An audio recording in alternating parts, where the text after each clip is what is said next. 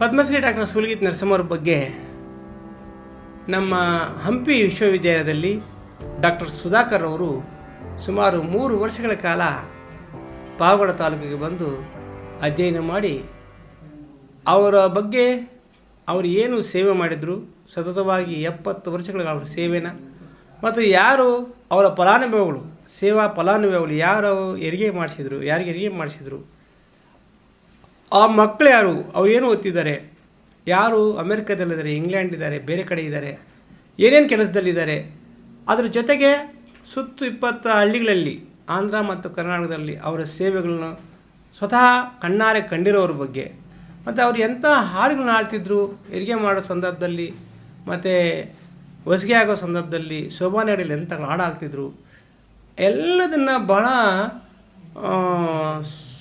ಸೂಕ್ತವಾಗಿ ಇಡೀ ತಾಲೂಕಿನ ಪ್ರತಿ ಹಳ್ಳಿಗೂ ಭೇಟಿ ಕೊಟ್ಟು ಎಲ್ಲ ವ್ಯವಸ್ಥಿತವಾಗಿ ಕಲೆಕ್ಟ್ ಮಾಡಿರೋರು ಡಾಕ್ಟರ್ ಸುಧಾಕರ್ ಅವರು. ಆ ಪುಸ್ತಕ ಅವರು ಮಾಡಿರೋ ಗ್ರಂಥ ಇದರ ಹೆಸರು ಅವರು ಡಾಕ್ಟರೇಟ್ ಪಡ್ಕೊಂಡಿದ್ದಾರೆ. ಈಗ ಡಾಕ್ಟರ್ ಸುಧಾಕರ್ ಅಂತಲೇ ಅವ್ರನ್ನ ಕರೀತಾ ಇದ್ದೀವಿ ನಾವು.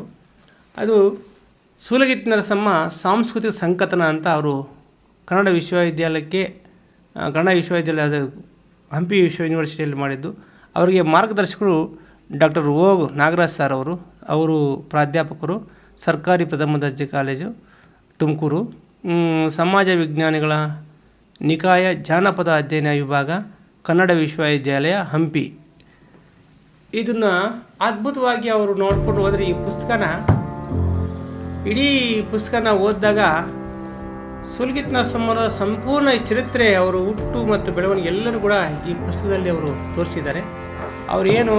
ಅವ್ರ ಕುಟುಂಬಕ್ಕೆ ಹೋಗಿ ಅವ್ರ ಮನೆಯಲ್ಲೇ ಊಟ ಮಾಡಿಕೊಂಡು ಮತ್ತು ಅವ್ರ ಮಕ್ಕಳ ಮನೇಲಿ ಊಟ ಮಾಡಿ, ಅವ್ರ ನೆಂಟರ ಮನೆಯಲ್ಲಿ ಊಟ ಮಾಡಿ ಡಾಕ್ಟರ್ ಸುಧಾಕರ್ ಅವರು ಬರೇ ಸುಮ್ಮನೆ ಹೋಗಿ ಇದು ಇರಲಿಲ್ಲ, ಮತ್ತು ಸುತ್ತ ಹಳ್ಳಿಗಳಿಗೆ ಹೋಗಿ ಬೇರೆ ಅವ್ರ ಫ್ರೆಂಡ್ಸ್ ಯಾರಿದ್ರು, ಅವ್ರ ಸ್ನೇಹಿತರು ಯಾರಿದ್ರು, ಮತ್ತು ಬೇರೆ ಎಲ್ಲಿ ವಾಸ ಮಾಡ್ತಿದ್ದೆ ಅವ್ರಿಗೆ ಹೋಗಿ ಅವ್ರನ್ನ ಭೇಟಿ ಮಾಡಿ, ಮತ್ತು ಅವ್ರ ಜೊತೆಗೆ ಆ ಬುರುಕತ ಲಕ್ಷ್ಮಮ್ಮ ಕುಟುಂಬದವ್ರ ಮನೆಗೆ ಹೋಗಿ ಅದು ಕಲೆಕ್ಟ್ ಮಾಡಿ, ಮತ್ತು ಅದ್ರ ಜೊತೆಗೆ ಬುಡುಬುಡುಕ್ಲೆ ಚಂದ್ರಪ್ಪ ಅವ್ರ ಮನೆಗೆ ಹೋಗಿ ಅಲ್ಲೆಲ್ಲ ಅದನ್ನ ಕವರ್ ಮಾಡಿ, ಅಲ್ಲಿ ಅವರು ಅನಿಸಿಕೆಗಳು ತಗೊಂಡು,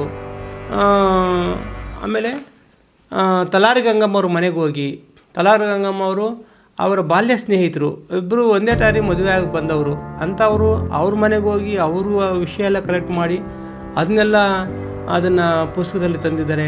ಮತ್ತು ಕಲ್ಕತ್ತಾ ವಿಶ್ವವಿದ್ಯಾಲಯ ಪ್ರಾಧ್ಯಾಪಕ ಇಂದಿರಾ ಚೌಧರಿನ ಭೇಟಿಯಾಗಿ ಅವರು ಈಗ ಇವ್ರ ಬಗ್ಗೆ ಯಾಕೆ ಅವಾಗ ಪಿ ಎಚ್ ಡಿ ಮಾಡೋಕ್ಕೆ ಹೋಗಿದ್ರು, ಬದುಕಿದ್ದಾಗ ಅವ್ರನ್ನ ಭೇಟಿ ಮಾಡಿದ್ದ ಇಂದಿರಾ ಚೌಧರಿ ಬಗ್ಗೆ ಅವ್ರ ಮಾಹಿತಿಯೆಲ್ಲ ಕಲೆಕ್ಟ್ ಮಾಡಿದ್ದಾರೆ.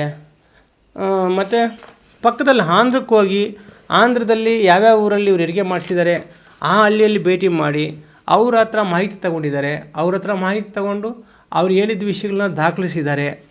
ಮತ್ತು ಆ ಹಳ್ಳಿಯಲ್ಲಿ ಇವ್ರು ಏನೇನು ಹಾಡುಗಳು ಹೇಳ್ತಿದ್ರು, ಎಂಥ ಹಾಡುಗಳು ಹೇಳ್ತಿದ್ರು ಅದನ್ನೆಲ್ಲ ಕೂಡ ಸನ್ಮಾನ್ಯ ಡಾಕ್ಟರ್ ಸುಧಾಕರ್ ಅವರು ಅವರ ಕಥಾ ಸಂಕಲನದಲ್ಲಿ ಅವರು ಪಿ ಎಚ್ ಡಿ ಮಾಡುವಾಗ ದಾಖಲಿಸಿದ್ದಾರೆ. ಮತ್ತು ಅವರ ಆಯುರ್ವೇದಿಕ್ ಪದ್ಧತಿ ಗಿಡಮೂಲಿಕೆಗಳು, ಅವ್ರು ಯಾವ ರೀತಿ ಔಷಧಿಗಳು ತಯಾರು ಮಾಡ್ತಿದ್ರು, ಎಂಥ ಔಷಧಿ ತಯಾರು ಮಾಡ್ತಿದ್ರು, ಮಕ್ಕಳಿಗೆ ಹೆಂಗೆ ಅನುಕೂಲ ಆಗ್ತಿತ್ತು ಅನ್ನೋದ್ರ ಬಗ್ಗೆಯೂ ಅವ್ರ ಪುಸ್ತಕದಲ್ಲಿ ವಿವರಿಸಿದ್ದಾರೆ.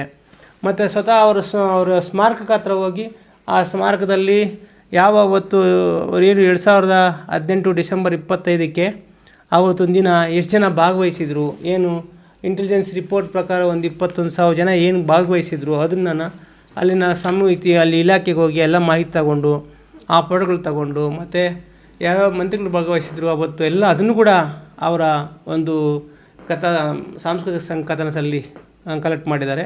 ಮತ್ತು ಬಹಳ ಮುಖ್ಯವಾಗಿ ಅಲ್ಲಿ ಪಾವಗಡ ತಾಲೂಕಲ್ಲಿ ಏನು ಜನಪದ ಕಥೆಗಳು ಬಾಲನಾಗಮ್ಮ, ಬಟ್ಟಿ ವಿಕ್ರಮಾರ್ಕ, ಸಾಸೂಲು ಚಿನ್ನಮ್ಮ, ಈ ಕಥೆಗಳು ಸೂಲಗಿತ್ತಿ ನರಸಮ್ಮ ಅವರು ಜನರಿಗೆ ರಾತ್ರಿ ಸಮಯದಲ್ಲಿ ಹೇಳ್ತಾಯಿದ್ರು. ಮತ್ತು ಬಹಳ ಮುಖ್ಯವಾಗಿ ಚಂದ್ರಮ್ಮನ ಹಬ್ಬನ ಬಗ್ಗೆ, ಚಂದ್ರಮ್ಮ ಹಬ್ಬ ಹೆಂಗೆ ಅನ್ನೋದಕ್ಕೆ ಈ ಪುಸ್ತಕದಲ್ಲಿ ಸಂಘಟನೆ ಮಾಡಿದ್ದಾರೆ. ಇಡೀ ಅವರ ಜೀವನ ಮತ್ತು ಅವರ ಅವ್ರ ಹಿರಿಯರು, ಅವರ ಅಪ್ಪ ಅಮ್ಮ ಎಲ್ಲನೂ ವಿಷಯದ ಜೊತೆಗೆ ಈ ಸಾಂಸ್ಕೃತಿಕ ಸಂಕಲನದಲ್ಲಿ ಅವರು ಏನೇನು ಹಾಡುಗಳು ಆಡ್ತಿದ್ರು, ಎಂಥ ಕಥೆಗಳು ಹೇಳ್ತಿದ್ರು ಕೂಡ ಭಾಳ ಮುಖ್ಯವಾಗಿ ಸನ್ಮಾನ್ಯ ಡಾಕ್ಟರ್ ಸುಧಾಕರ್ ಅವರು ಸಂಗ್ರಹಿಸಿದ್ದಾರೆ ಈ ಪುಸ್ತಕ.